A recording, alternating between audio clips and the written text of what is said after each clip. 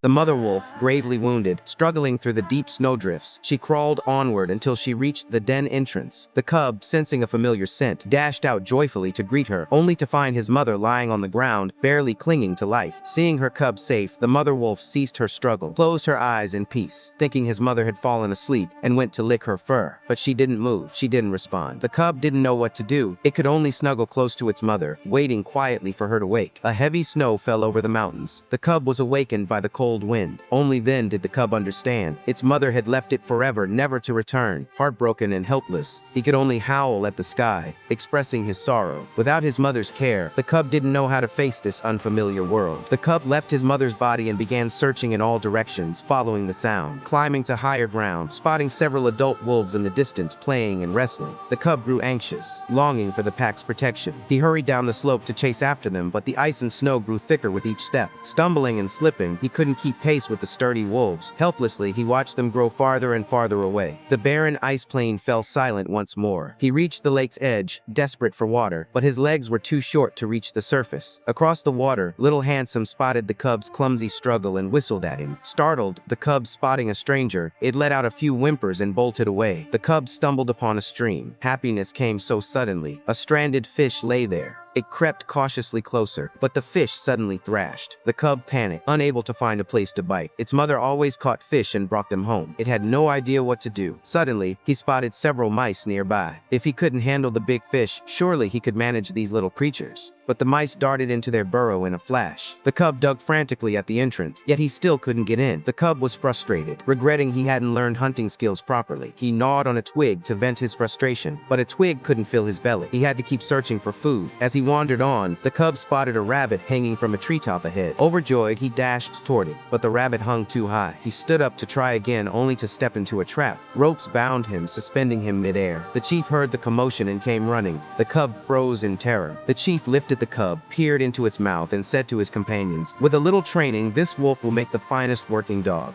With that, he hoisted the cub onto his sled and brought it back to the tribe.